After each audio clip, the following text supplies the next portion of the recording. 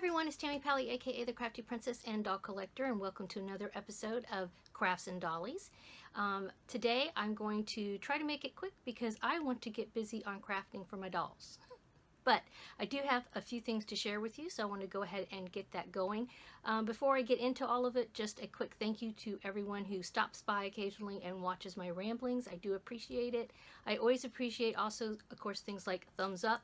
And if you have any comments, feel free to either post them down there, or you can catch me on various places over the internet, Instagram, Facebook, that kind of thing.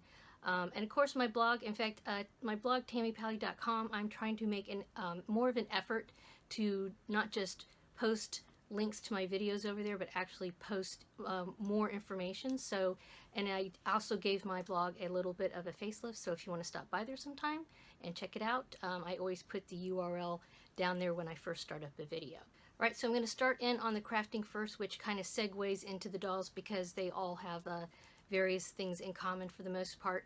I'm not going to show you a picture of it because I've already done a video of it and I've been talking about it quite a bit on Instagram, but I'll post pictures of the finished item at the end of this, and that is my grandmother's quilt that I finished making. She had probably about 80% of it done, and my mom tried to mess with it, one of my sisters tried to mess with it. We didn't really know where she was going with it, but it's a beautiful log cabin quilt, and it had some leftover, like 2 strips that had to be attached and some squares that she had done that needed to be attached, and then the trim all the way around, which I did a rolled hem on. I have a blog post about that as well, so I'll try to remember to put that particular post link in the description below. And if you saw me over at Instagram, you probably have already heard me babbling about it, but that is like a huge deal that I got that finished because it is one of a number of obligation type sewing projects I've had on my plate, and now it is off my plate, so that means I get to sew whatever I want to sew, and it happens to be doll dresses right now. So along with having that finished, I also finished a little knitting project. I showed this I think in the last Crafts and Dollies I did. This is a rectangular shawl where I just did garter stitch, and I used some super soft magical baby alpaca yarn. So somebody gifted this to me and I made it into this, and I'm going to gift it back to her for Christmas. So yes, it's very hot in most of the US, particularly in Florida. Yesterday with our heat index it was 117 with like 80% dew point and humidity type thing, so no one's going to be wearing this anytime soon. But this person does not live in Florida. She lives out in California, in San Francisco in fact, and it gets quite cold out there, so this will be going back to her as a Christmas gift. So those are my finished items. As far as sewing goes, like I said, I've been wanting to get back into doll dressmaking. I have quite a few designs that I've been kind of working on. Basically, I kind of start with the pattern that I buy, but then I kind of change things. Like I'll make the torso longer, the skirt longer, things bigger, cut in here, cut in there. And so this is the latest dress that I have sort of morphed into a different style from the original. And I've made a couple of these. Today I hope to make one more and pretty much perfect this design. I really like how it's turned out. And I like the fact that it's, I don't know, a lot of the doll clothes I see, especially for Blythe dolls, this is not a bad thing, but they tend to be very, a little on the young side, where almost like baby doll dresses, like if your doll was, you know, the character of your doll was like a 2 or 3 year old or 5 year old. And my doll characters, I just don't feel my dolls are that young if they were to be a character. And so I've been trying to create dress designs that are for a little bit more of a mature doll. Not mature like me mature when you're in your 40s or 50s mature, but older girls. So so that means not having such a high waistline, bringing the waistline down a little bit, making the dresses longer, and that kind of thing. So right, so speaking of dolls, I recently acquired a couple of new dolls, and one of them I have had mixed feelings about. Let me go ahead and show you her first. This is Tasha Mermaid, and I had some mixed feelings about her. I wasn't like totally in love with her when I first got her. But you know, now that I have cleaned her up, here's her hair now. In fact, this is sort of an update to the box opening. I always like to do updates to new dolls. But I did 2 spas on her, and I'm feeling much better about the way she looks now. She still has the wonkiness with the eyelash that's a little too long, and I have not trimmed it yet. I don't know. It seems like it's going to be a little thing, but I really want to make sure that I am not rushing it, and because I could make a mistake and butcher the doll. And it's not bothering me as much now that her hair's better. Honestly, I'm feeling a lot better about her. Also, I think I had her in a couple of dresses that just didn't really look good on her, and then I brought this little pink, light pink dress out, and I think it suits her much better.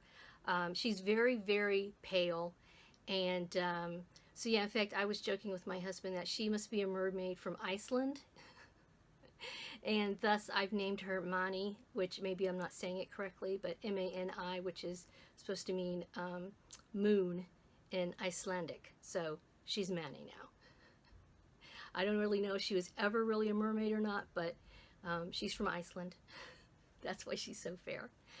The stock I'm probably going to sell. Her stock, I don't like it. I haven't even had the urge to put it on her. After I got that dress off that looked like a handkerchief.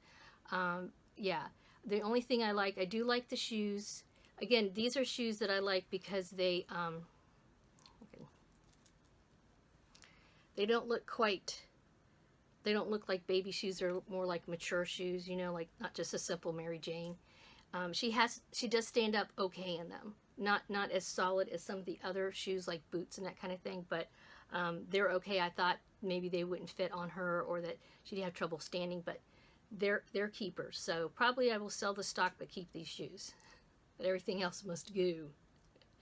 So some people like it. Some people like the unusual dress that she came in. So it's a little bit, you know, just, I don't know, say avant-garde, or it's a little unusual looking. And so it's people who have a taste for that different look would like the stock, I'm sure.